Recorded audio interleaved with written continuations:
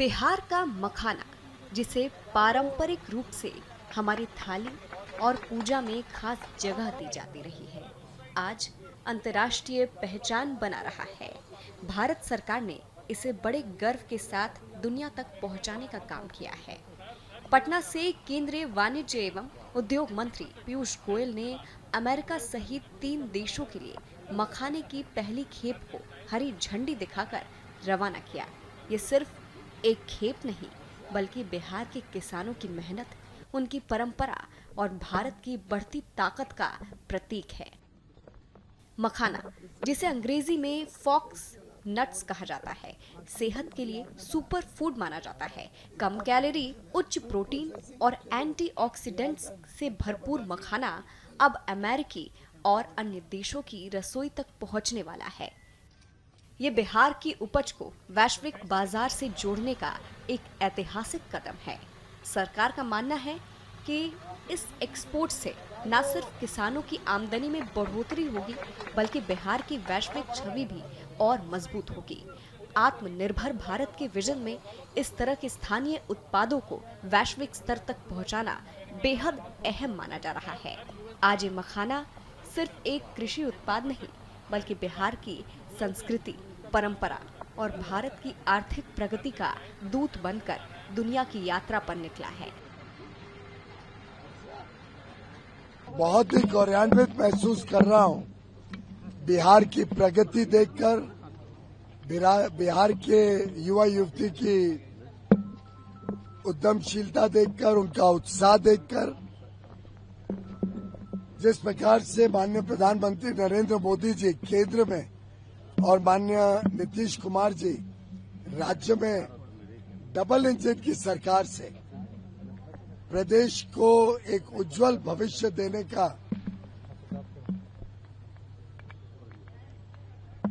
कर्मठ काम, चाहे वो इंफ्रास्ट्रक्चर के क्षेत्र में हो, नए रोड, नए हाईवे, रेलवे का विस्तार, नए एयरपोर्ट, पर्यटन को बल, inland waterways, inland container port, चाहे वो गरीबों को गरीबी से निकालकर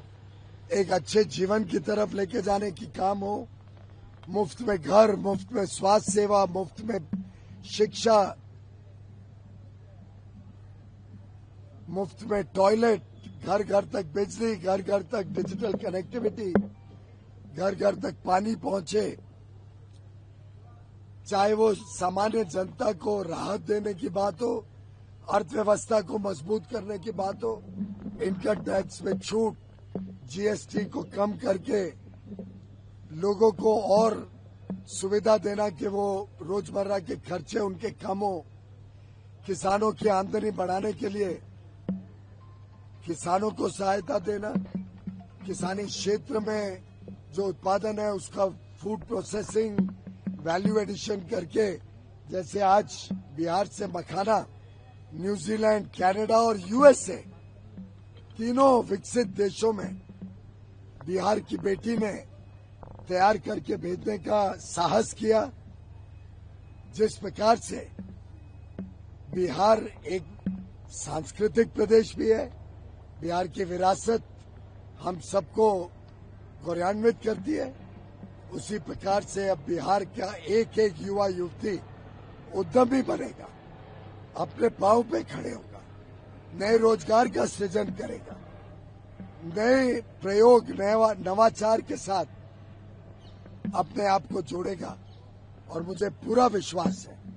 ये जो प्रगति, ये जो विकास बिहार देख रहा है, महसूस कर रहा है, उसका लाभ ले रहा है, उसको देखते हुए आगे आने वाले विधानसभा चुनाव में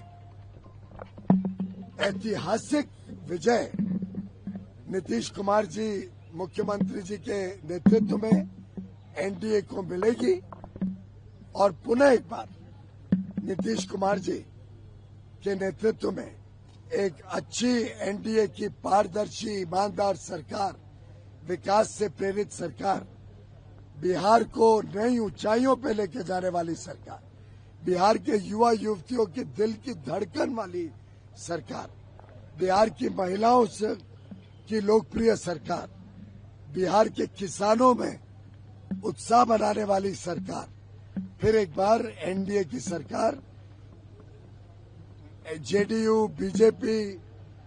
एलजेपी, एचएम और हमारे अन्य मित्र दलों के साथ मिलकर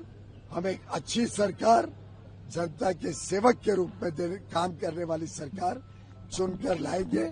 और बिहार को नई ऊंचाइयों तक लेके जाएंगे। इंडस्ट्रियल पार्क देने की बात आपने कही है सर। आज उप मुख्यमंत्री मेरे भाई सम्राट चौधरी जी ने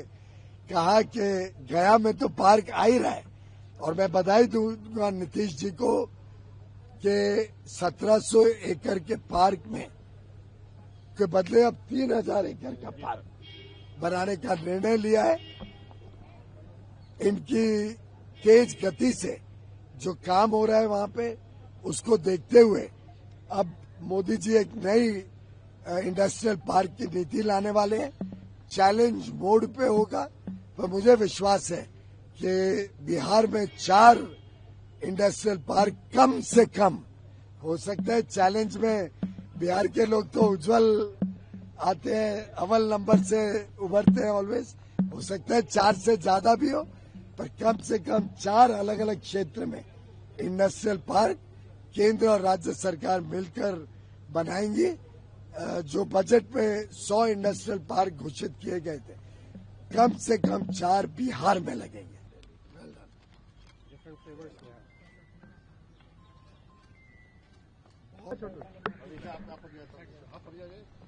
आप इसको ले लीजिए,